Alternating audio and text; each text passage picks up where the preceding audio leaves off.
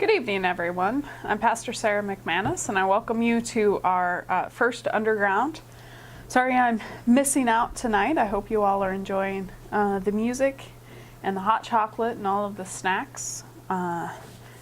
Maybe somebody brought something special, I don't know. Tonight we are continuing our series, Where is God at Work? And a lot of this comes from this article I've been reading about, where's God on Monday? And I know some of you saw this image that I posted a couple weeks ago on the Facebook page, and I think it got sent out into all of the different places that we're doing social media right now, including Instagram and Twitter. If you want to follow us, First Underground on both. I'm not sure the details, but I'm sure Taylor has a slide for you all to see all of that. Follow us and see how exciting things can get. I like to post from during the Bible study time, kind of what's happening each night, as well as an explanation of what's to come coming up. Today we're going to talk about grumbling. So the article is talking about, for those of you who weren't around last week, we talked about what it means to be a Christian both in the world outside of church and in church. And the article is talking about how to be a Christian at work without being, the cliche of always talking about God and never kind of letting anyone else speak, that kind of thing. And so some of the ways that we're going to talk about is by acting in such a way that people find you genuine, so that when the time comes that an honest conversation about God happens, they don't feel like you're pressuring them. They don't feel like you're lying to them. It's an honest and sincere way to talk. And so today we're going to talk about grumbling. It's complaining. It's just such a central part of who we are in the United States. Many of you know that I lived in Spain for a semester when I was about 20. I had about 20 of my other college classmates. This is one of those where an entire class from my college went to Spain to live, went to Seville. We lived in host families. We traveled together to get there together. We had class together. We ate together. We went out together. It was just 20 people that I was always around. And by the end of it, we were, of course, starting to get frustrated with each other and starting to get annoyed. And there was one woman who, when I first met her, really kind of rubbed me the wrong way. I struggled with why exactly I didn't really like her. But as the semester moved on, more and more I realized I didn't really get along. And there's a specific moment that I realized kind of the epitome of what about her I struggled with so much. The end of our semester, we spent 3 weeks traveling the country. And so we were traveling by train and by bus, and we were taking all of our luggage. We were taking, a semester's worth of stuff around with us. And we're sitting in a hotel. We're a couple days from flying back to the United States. And we're talking about having enough space in our luggage for all of the things that we bought, and so that you don't have to, because you can only have so many pounds on your luggage when it's checked, especially on overseas flights. And so we're talking through this, and she's standing in the middle of this group, and she's complaining because she doesn't have room. And I had gotten sick of carrying a lot of things, so I had a couple of weeks before, kind of purged the unnecessary things, the things that I didn't care if they came back to the United States with me or not. So I had a lot of extra room in my luggage. And my immediate response was to say, Becky, I've got extra space. You don't need to worry about it. And she continued to complain and continued to talk. And so I thought she hadn't heard me. So I said it a little bit louder, said her name again. I got it covered. You don't have to worry about it. I've got extra space. And she completely ignored me and continued to complain. And I realized then that she didn't want a solution to her problem, she wanted to continue to complain.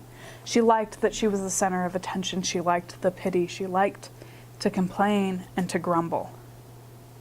This wasn't a problem that she wanted to be solved. It's such an easy path to fall down, to follow. One in which complaining is fun. Complaining makes us, cool. Complaining makes us the center of attention. It's camaraderie. It's easy, especially in a work environment or school. It's common in our culture. The biggest example of this, of course, is our political spectrum. Complains. Every other side complains about the other side and what they're doing, and nobody has a real solution for anything. But all they want to do is get on camera and complain. And say that they're doing it wrong. They're doing it wrong. I would do it right. Of course, because I would be there. Not because I have anything actually compelling to say or to change or to help, but just because it's me instead of them. We like to complain without actually having to solve anything, without having to do the work to solve anything, just like the Israelites. Our scripture tonight comes from the book of Exodus, chapter 16, and we're going to read verses 1 through 12. Now, this is after the Israelites had gotten out of Egypt. They had gotten through the Red Sea. They are in the desert, and they're scared, and they're freaked out, and they don't know what to do. The whole Israelite community, you can read along on the screens, or there's some Bibles in the back. The whole Israelite community set out from Elim and came to the Sin Desert, which is located between Elim and Sinai. They set out on the 15th day of the second month after they had left the land of Egypt. The whole Israelite community complained against Moses and Aaron in the desert. The Israelites said to them, "Oh, how we wish that the Lord had just put us to death while we were still in the land of Egypt. There we could sit by the pots cooking meat and eat our fill of bread. Instead, you've brought us out into this desert to starve this whole assembly to death." Then the Lord said to Moses, "I'm going to make bread rain down from the sky for you. The people will go out each day and gather just enough for that day. In this way, I'll test them to see whether or not they follow my instruction. On the 6th day, when they measured out what they have collected, it will be twice as much as they collected on the other days." So Moses and Aaron said to all the Israelites, "This evening you will know that it was the Lord who brought you out of the land of Egypt, and in the morning you will see the Lord's glorious presence, because your complaints against the Lord have been heard. Who are we? Why blame us?" Moses continued, "The Lord will give you meat to eat in the evening and your fill of bread in the morning, because the Lord heard the complaints you made against him. Who are we? Your complaints aren't against us, but against the Lord."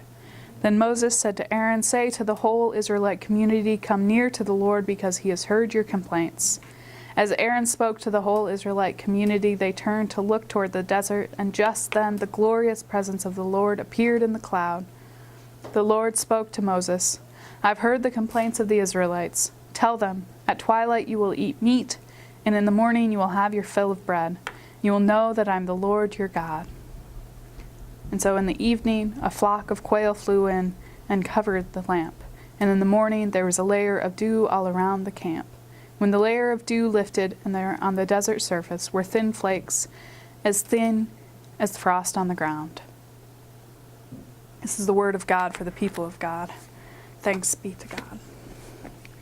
You see, the Israelites were so used to living under someone's thumb, the thumb of Egypt in the midst of slavery, that of course they didn't understand the freedom of leaving, the freedom of not being stuck.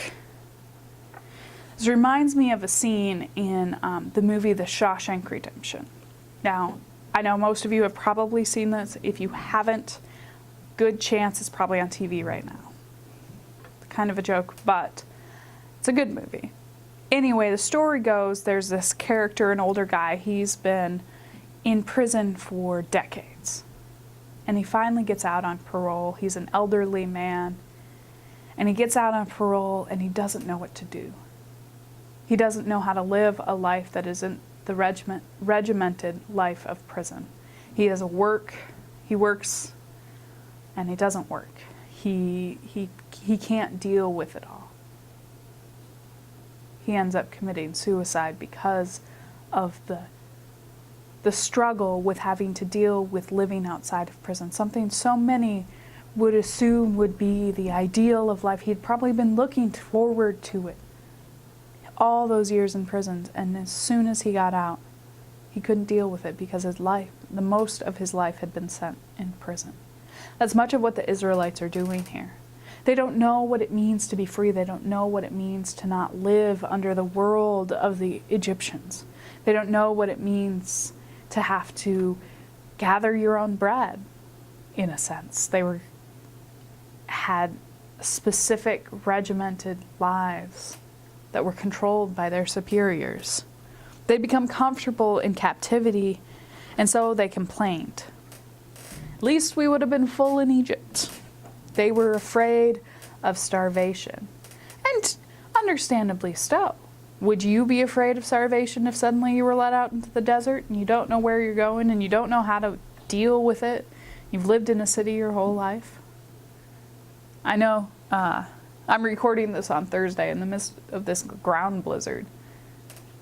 The thought of going out into the wilderness is terrifying because the wilderness is a scary place. We know that. It is terrifying out there. Thank the Lord for my heated office and heated home. But last week we talked about our different selves in and out of church, and there's this one area that doesn't change very much. This is an area that happens a lot in church too. We complain a lot at church, we complain a lot at work. It's a way of, sometimes it's how we communicate with each other. It's how we get along. It's how we, shoot the breeze. I wish sometimes people would admit that they're afraid and they're complaining about God rather than just the people around them. But since this is almost a national pastime, complaining, the thought of not complaining is gigantic. What will I talk to my coworkers about? What do we talk about? What do I talk about when it's awkward and, we've already talked about the weather and complained about the weather, because I don't know if you can see this, but who wouldn't complain about this? This is pretty bad. And I'm not talking about truly constructive criticism, but just complaining to complain. Talking about complaining because, what a superior has done is unfair and needs to be changed, needs to be challenged. That's something different. Complaining because the company is doing something that you don't agree with, that's different. Even complaining because the coffee is bad and going and somehow making management fix it, that's constructive, that's helpful, that changes lives for the better. Yes, good coffee changes lives for the better. My office is too cold. Can it be fixed? Yes. My hours are too long. Well, let's figure it out. These are constructive ways to improve the world around you. Now, if you say, my office is too cold, and you complain about it, and you don't do anything to change it, and you refuse to complain to the people